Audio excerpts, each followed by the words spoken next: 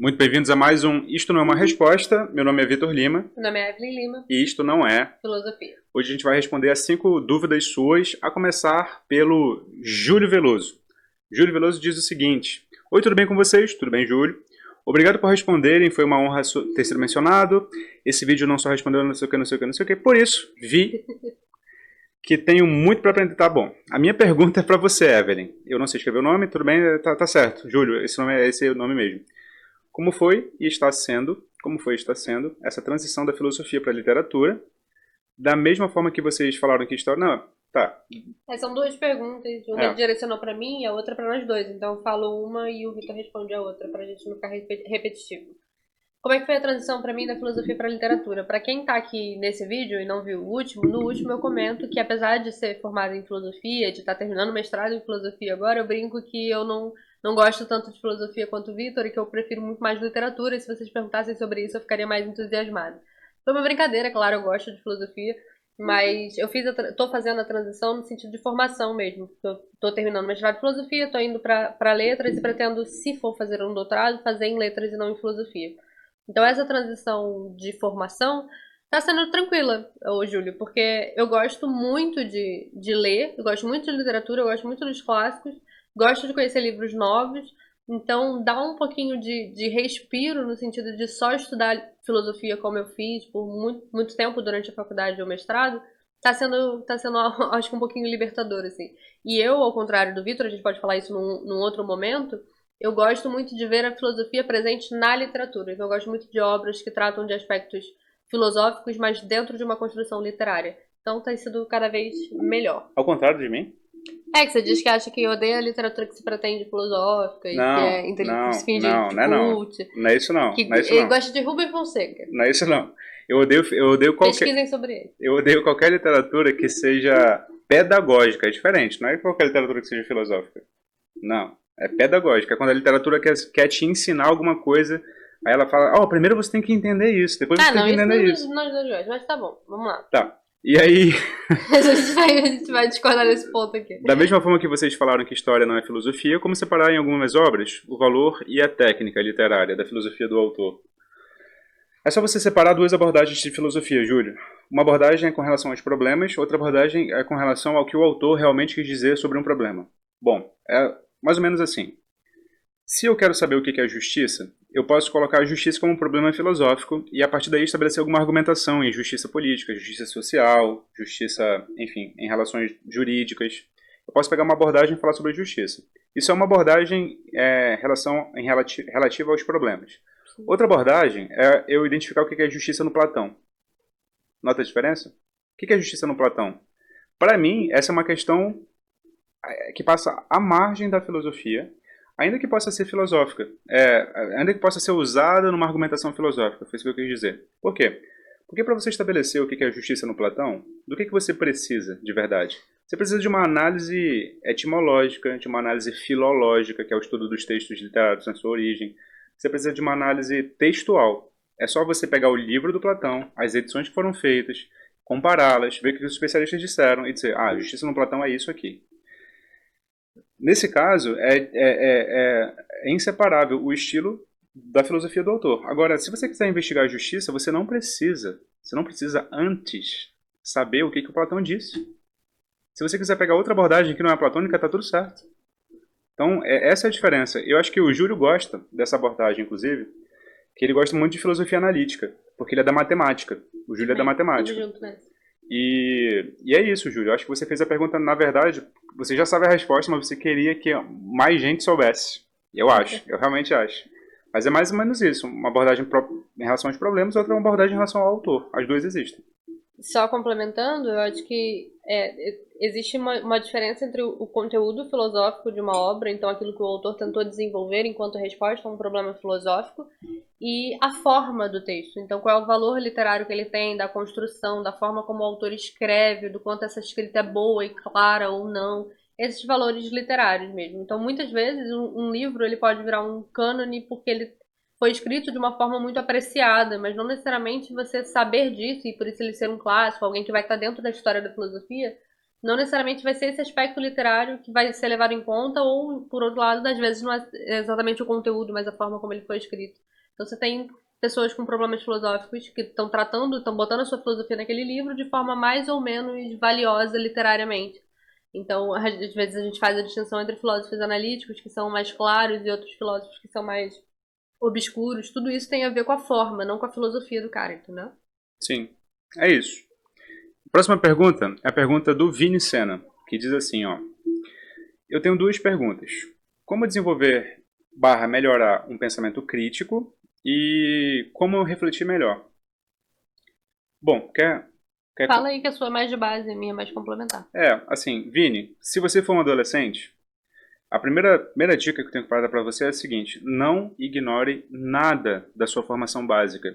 Sabe por que as pessoas reclamam que a escola não fala sobre a realidade? Porque as pessoas não prestam atenção no que os professores estão dizendo.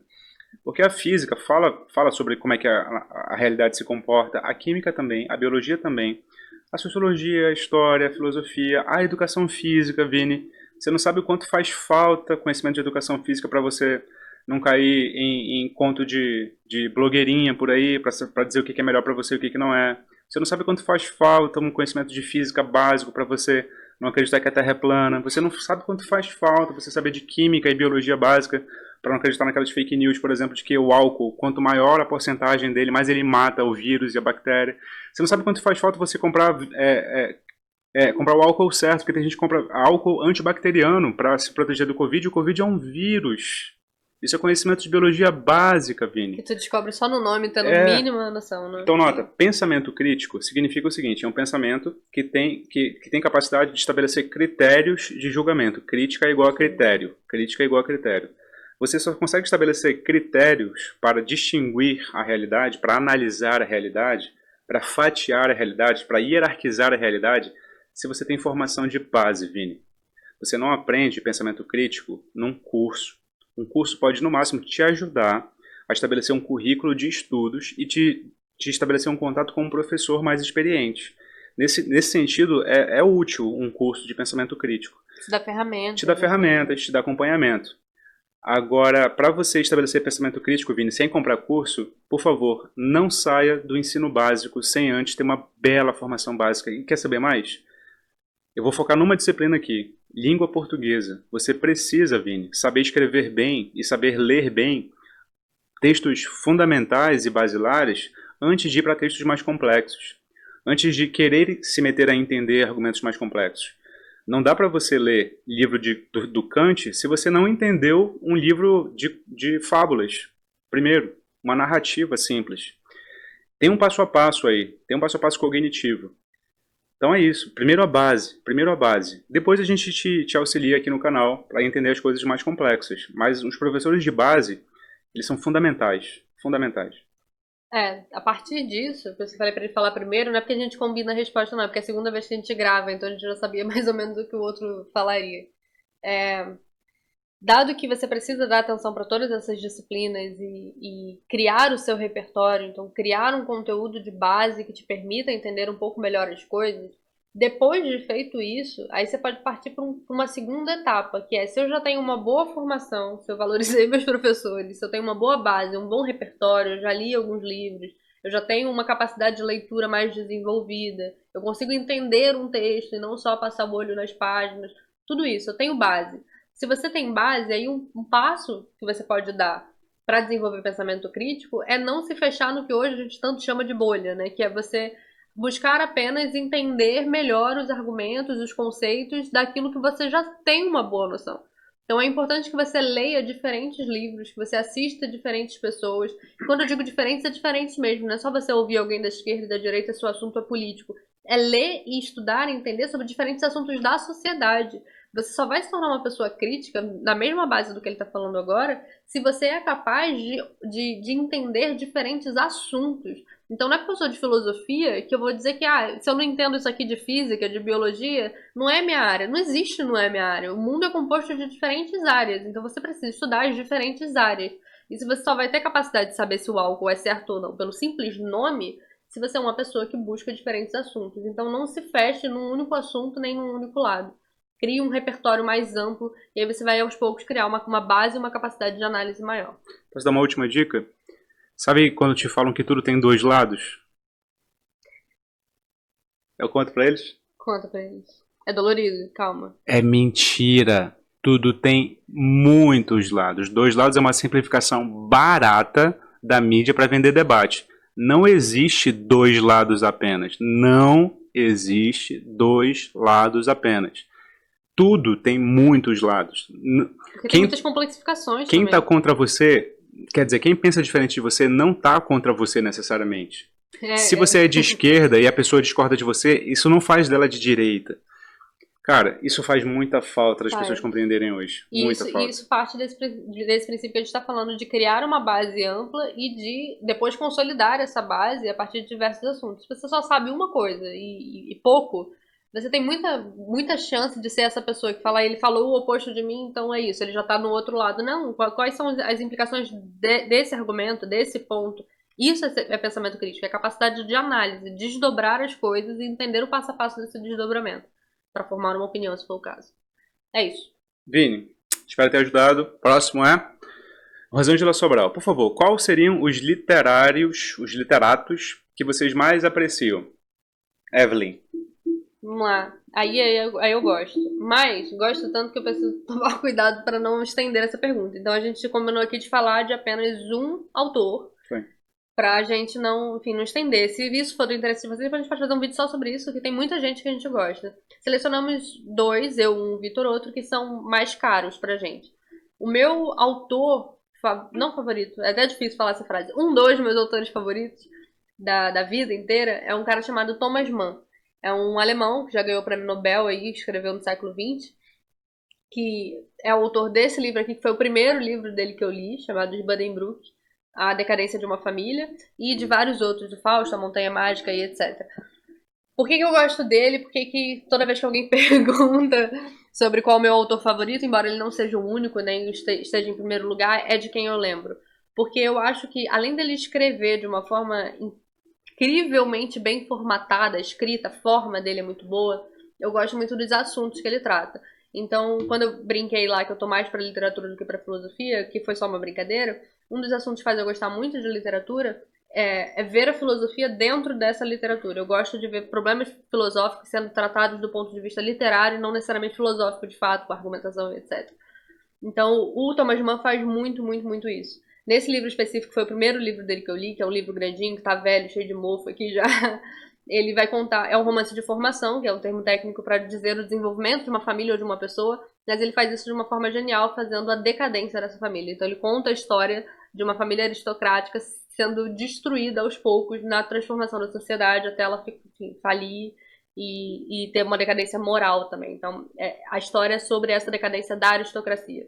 E é por isso que eu gosto tanto dele. Ele faz uma análise filosófica e sociológica das coisas que é genial. É isso, poderia falar vários outros, mas selecionei ele. O meu autor é um autor que não existe, chamado Homero. Por que ele não existe? Porque os estudiosos mais recentes dizem que o estilo literário que permeia os capítulos que a gente chama de livros dessa obra aqui, ó, a Ilíada, são tão diversos e pertencem a épocas tão distantes que seria impossível que um autor só tivesse escrito. Sim. Mas, por tradição, a gente atribui a um personagem mítico chamado Homero. O Homero foi um autor de formação intelectual e moral. Assim, intelectual porque eu li essa primeira edição que é muito difícil de ler, na verdade. São pesadas. É pesada, porque é um português arcaico, um português do século XV. Então eu li com o dicionário do lado durante meses. Mas quando eu saí com vocabulário expandido. Eu saí tendo a convicção de que eu era capaz de ler coisas difíceis, de me desafiar intelectualmente. Mas tem outras edições, tem essa edição aqui, ó, do Homero, também da Ilíada, da LPM Pocket. Não, do LPM não, foi mal. Não, é da Penguin, da companhia Penguin.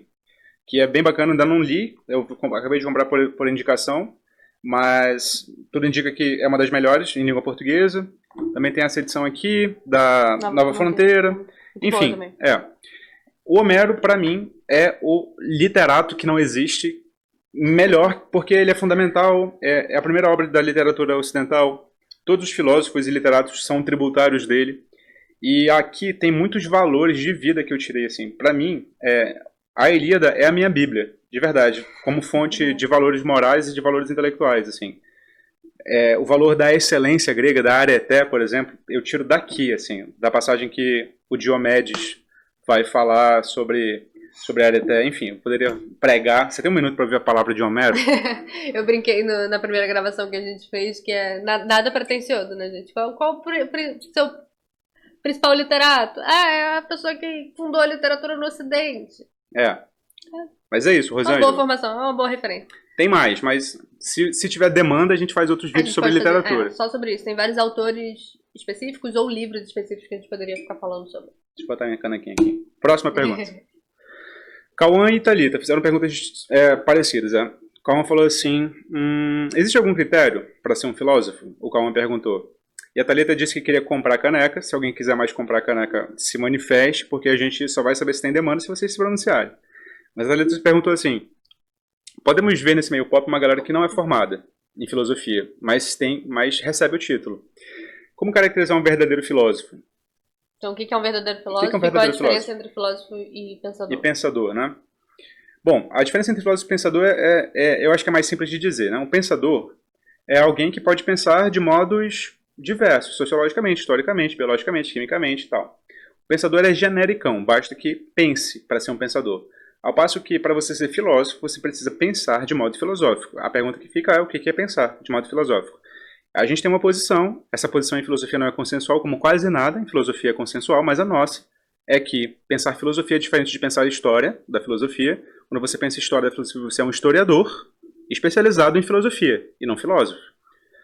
Quando você pensa a partir dos problemas e se insere na conversa, colocando as suas teses, respondendo a contra-argumentações, identificando ali falhas, você se torna filósofo. Basta isso. Você pode fazer isso no nível simples, você pode fazer isso no nível médio e pode fazer isso no nível ultra especializado. No nível ultra especializado, só quem faz é profissional, só quem se dedicou há anos fazendo isso, conhece muito do problema. Agora, você pode fazer isso no nível escolar, você pode fazer isso no nível do início da academia, você pode fazer isso na rua. Você pode fazer isso na rua. É diferente a abordagem, é diferente a avaliação, mas é o que a gente sempre fala. Você não precisa ser o Platão para ser um filósofo, você não precisa ser o Nietzsche para ser um filósofo, você não precisa ser nenhum desses famosos, você não precisa ser gênio para ser filósofo, da mesma modo que você não precisa ser o Heródoto, o Hobsbawm para ser historiador, entende? Você não precisa ser, o Giddens, o Weber para ser sociólogo, entende? A gente pode fazer filosofia em níveis diferentes. O que diz a gente é filósofo não é a faculdade, é a abordagem que a gente tem em relação à realidade. Se a gente aborda a realidade via problemas filosóficos, a gente é filósofo. Se a gente é profissional ou não, aí a gente pode começar a falar de faculdade, de carreira acadêmica, mas dá sim para ser filósofo sem faculdade. Sim, nesse ponto a gente concorda completamente, assim. Acho que o termo pensador, para falar por partes aí, ele é completamente genérico. Às vezes a gente adota esse termo para pessoas que fizeram análise relevante sobre diferentes áreas. Então, uma pessoa que fazia análise tanto filosófica quanto históricas quanto sociológicas. Né? Em vez de talvez você falar filósofo, historiador e sociólogo, você usa o termo pensador. Então tem esses dois lados do termo pensador. Né? Simplificar alguém que falou sobre diferentes análises ou só usar um termo geral para quem pensa, quem faz alguma análise de qualquer área que seja. Agora, sobre o que caracteriza um verdadeiro filósofo, caracteriza um verdadeiro filósofo, eu concordo com o Victor. O que vai definir se você é filósofo ou não é se você trata de problemas filosóficos a partir de uma abordagem filosófica. Então, com seus argumentos, sustentando seus argumentos e coisas assim. Isso pode ser feito dentro ou fora da academia. Agora, se você fez a faculdade de filosofia, você tem uma habilitação profissional da área. E a gente, inclusive, tem medo dessa habilitação, o que é uma bobagem. A gente acha que filósofo ocupa aquele lugar de pedestal da única pessoa que é crítica, da única pessoa que faz análise da sociedade.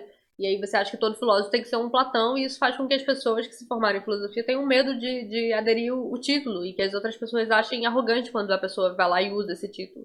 Se você é formado em filosofia, você é um filósofo profissional, digamos assim. Você tem direito ao título, vamos colocar dessa forma. Mas para você fazer filosofia, você não precisa estar dentro da academia, você não precisa ser formado. E basta que você tenha a capacidade de analisar problemas que são filosóficos e não históricos ou sociológicos, por exemplo, e que você faça isso dentro de uma abordagem com argumentos que são da filosofia e não da ciência, e não da sociologia, e não de outra área. Então isso basta para que você esteja fazendo filosofia. Agora, se isso vai ser uma filosofia de qualidade ou não, se os argumentos que você usou para defender o seu problema filosófico se sustentam ou não, é uma questão de análise do que você disse. ou do que alguém disse. Mas a pessoa, enfim, você pode ser um bom ou mau historiador, você pode ser um bom ou mau professor de educação física. Mas isso não tira de você o fato de você ser daquela área e você estar abordando aquele problema.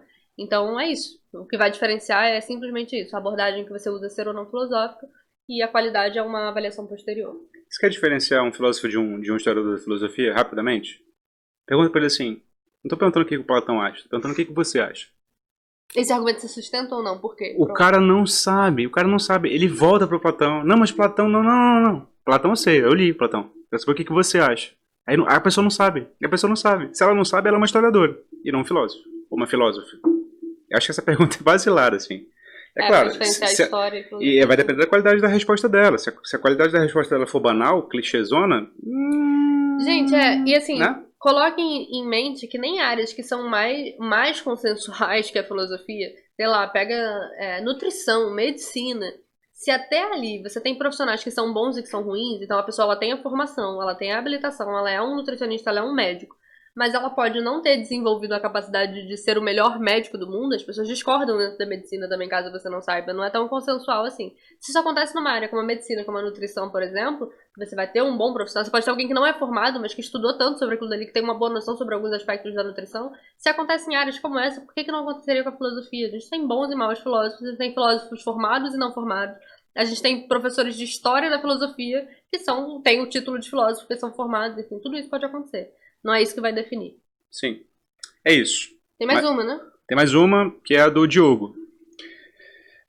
O que acham dessa intervenção política que vem tentando retirar filosofia, sociologia e antropologia das universidades federais e estaduais? Começa? Vai lá, começa aí. Quem falou sobre isso há um ano foi o Weintraub, e quem falou sobre isso há uma semana foi o Weintraub, e quem acabou de ser demitido foi adivinha? Weintraub.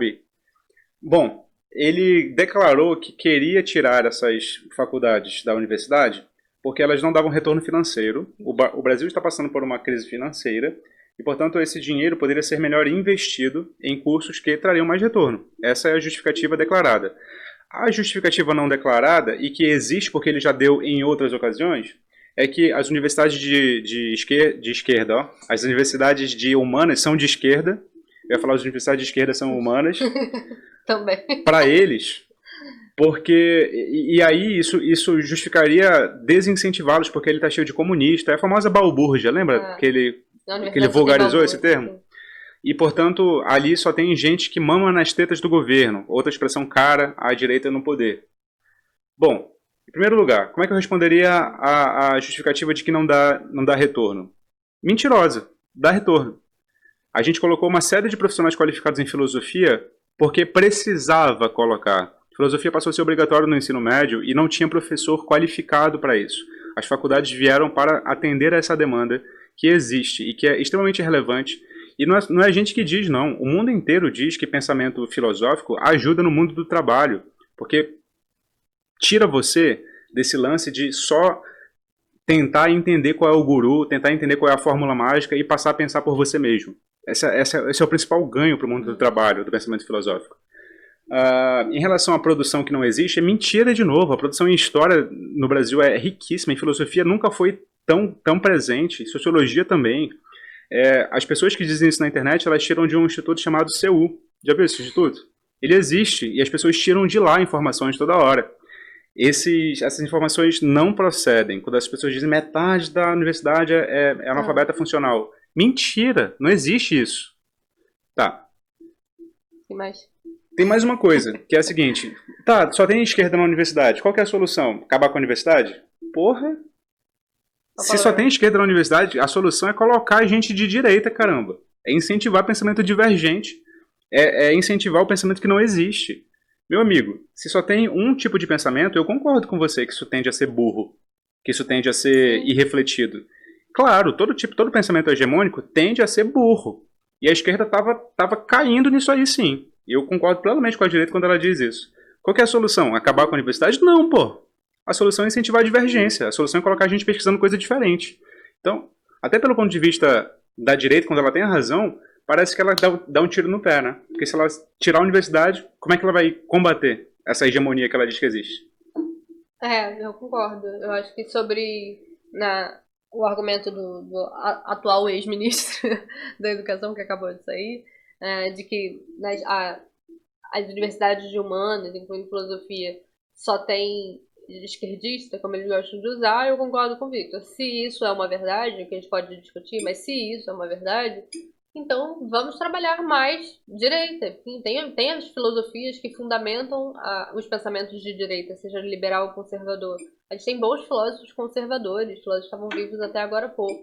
Então vamos colocar esses caras no currículo, se for o caso em filosofia contemporânea. Vamos colocar professores de direita que não tenham medo de se posicionar dentro da universidade. Vamos fazer o pensamento de direita ser um contraponto dentro da universidade, da formação de uma pessoa de filosofia. Ainda sobre ter sido dominada pela esquerda, a filosofia e áreas de humanas, e para a galera da esquerda que fica indignada com, ai meu Deus, que absurdo ele dizer isso, eu sinto dizer, mas isso não é uma exclusividade do Weintraub, não. Não é uma exclusividade de um governo de direita tentar tirar filosofia, sociologia e afins. A Dilma tentou. A Dilma tentou, e esse discurso, para quem não tentou, teve presente em vários outros líderes de Estado, de cidade e de governo federal. Então, assim, eu acho que o jeito não é, primeiro, se eu sou de direita, tirar a filosofia e áreas afins, e sim colocar mais pessoas de direita, botar mais presente a filosofia de direita nesses lugares. E se eu sou de esquerda e estou completamente indignado com esse discurso, eu tenho que entender que, na verdade, o problema é muito anterior a um Weintraub da vida, embora ele seja bem bizarro. O problema está na nossa visão de sociedade sobre a filosofia e essas áreas afins. A gente tende a achar que, como ela não dá um produto, ela não dá um serviço imediato, como um nutricionista, um médico, um engenheiro da área que a gente gosta de mencionar, como ela não dá esse produto imediato, a gente tende a ter uma visão de que elas são inúteis, e de qualquer forma, né? Inútil no sentido pejorativo da palavra. E além disso, a gente tende a, como a gente coloca a filosofia, ao mesmo tempo que a gente faz isso, a gente coloca a filosofia, os filósofos, a história da filosofia naquele pedestal de gênios, então ninguém vai alcançar esse gênio, então para que a gente está formando pessoas nessa área se você não vai ser um Platão, então você só está consumindo meu dinheiro? Porque esses dois pensamentos, eles estão na sociedade como um todo, eles não estão no governo X ou Y, eles estão na visão das pessoas, eles estão na nossa formação. Então, enquanto a gente não modificar a forma de entender qual é a função de uma formação em filosofia na sociedade, no indivíduo, qual é a função de uma formação em sociologia na sociedade, no indivíduo, enquanto a gente não entender isso de maneira clara, para que servem essas coisas, a gente vai continuar, a esquerda e a direita, não valorizando essas áreas. E não valorizar essas áreas vai cair nessas atrocidades, de tentar banir a universidade, de tentar tirar do ensino médio, enfim, todas as variantes da gente não valorizar essas áreas. Então, acho que passa por isso. Mudar o currículo, se necessário, incrementar coisas novas, e entender de fato, como sociedade, qual é a função dessas áreas. Sem isso, a gente vai continuar e passa governo, entra governo, pensando igual. E a gente tem uma proposta aqui no canal, e você só vai ver qual é a proposta se acompanhar o canal, obviamente, né? A gente está tentando propor uma maneira mais propositiva de filosofia, não só meramente fazer a história da filosofia, ainda que isso seja importante, porque temos um curso de história da filosofia aqui, afinal de contas. É isso. Deixa a pergunta aí no final. Qual pergunta? Deixa aqui embaixo pra gente agora qual é o seu autor ou livro preferido de literatura e quais são os seus hábitos literários. Como que você lida com o livro? Você escreve nele, não escreve? Você gosta de guardar livro velho porque tem valor sentimental ou não? Enfim, conta aqui pra gente e deixa a pergunta pro próximo vídeo. Essa resposta eu quero que você coloque, mas bota a pergunta pro próximo vídeo também pra gente ter material pra responder, certo? É isso. Então, até a próxima.